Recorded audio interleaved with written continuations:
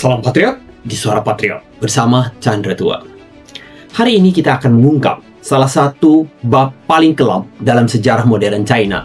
Bukan hanya tentang kekuasaan, bukan hanya tentang politik, tetapi tentang bagaimana sebuah rezim takut kepada kebenaran, kebaikan, dan kesabaran.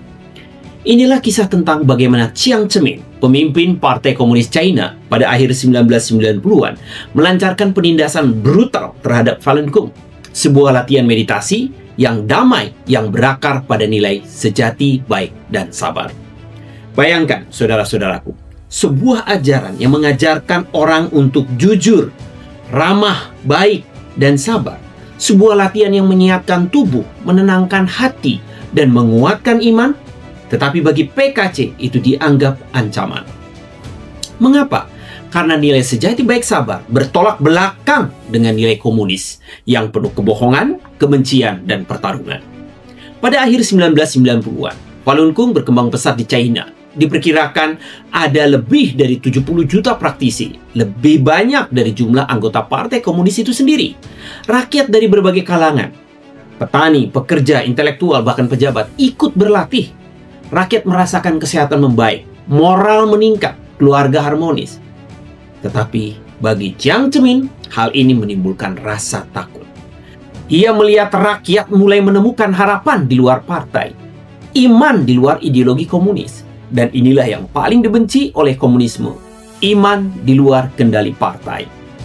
Maka dimulailah penindasan brutal. Media partai melancarkan fitnah, menjelek-jelekan Falun Gong dengan kebohongan yang sangat mengerikan. Polisi menangkap praktisi di rumah-rumah, di taman-taman, di tempat kerja. Ribuan orang dipenjara, dipaksa cuci otak dengan propaganda. Banyak yang disiksa bahkan dibunuh untuk diambil organnya, dijual demi industri transplantasi gelap yang meraup keuntungan besar. Bayangkan betapa mengerikannya kejahatan ini, membunuh manusia dan memperdagangkan organnya. Ini adalah kejahatan yang tidak pernah ada sebelumnya dalam sejarah umat manusia. Saudara-saudaraku, inilah wajah sejati komunisme. Takut pada kebaikan, takut pada kebenaran, takut pada kesabaran. Mereka bisa menghadapi senjata, tetapi mereka tidak bisa menghadapi hati nurani, karena hati nurani tidak bisa ditaklukkan oleh teror. Dan apa yang terjadi dengan Jiang Zemin? Ia mungkin sempat merasa berkuasa, tetapi sejarah mencatat, dialah yang mempercepat keruntuhan moral PKC. Karena ketika sebuah mesin menindas iman, menindas kebenaran, sesungguhnya ia sedang menantang hukum langit. Dan hukum langit tidak pernah bisa dikalahkan. Saudara-saudaraku, pelajaran ini sangat penting bagi Indonesia. Bangsa kita sejak awal menempatkan ketuhanan yang Maha Esa di sila pertama Pancasila. Kita sadar, iman adalah pondasi bangsa. Tanpa iman, bangsa akan rapuh. Tanpa iman, rakyat mudah dikendalikan oleh kebohongan. Apa yang terjadi di China harus menjadi peringatan keras. Jangan pernah biarkan ada kekuatan politik yang berusaha mencabut iman rakyat. Jangan biarkan ada ideologi yang menolak kebenaran universal. Karena begitu iman dicabut, bangsa akan kehilangan jiwa. Indonesia tidak boleh mengikuti jalan PKC. Kita harus menjaga agar rakyat bebas beriman, bebas memeluk dalam kebenaran, bebas hidup dalam kesabaran dan kebaikan. Itulah yang membuat bangsa ini kuat. Itulah yang membuat Indonesia berbeda dari rezim otoriter manapun. Saudara-saudaraku, kisah penindasan Falun Gong adalah kisah tentang ketakutan rezim pada nilai-nilai universal. Tapi ini juga adalah kisah harapan. Meskipun ditindas, nilai sejati baik sabar tidak pernah padam.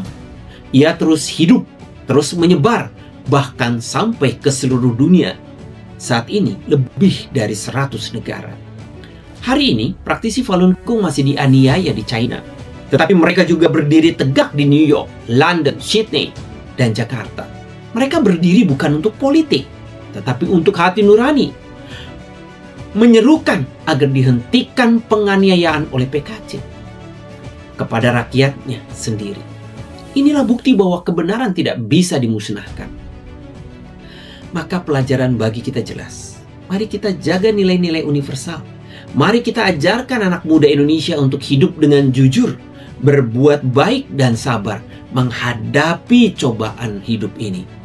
Karena bangsa yang berpegang pada nilai ini akan selalu lebih kuat daripada bangsa yang hanya berpegang pada kebohongan, kebencian, dan pertarungan. Saudara-saudaraku, jangan pernah takut pada teror ideologi. Yang harus kita takut hanyalah jika kita meninggalkan iman, meninggalkan hati nurani, meninggalkan Tuhan. Karena pada saat itu bangsa akan runtuh. Tapi selama kita tetap teguh, selama kita tetap beriman, selama kita tetap bersatu, Indonesia akan tetap tegak.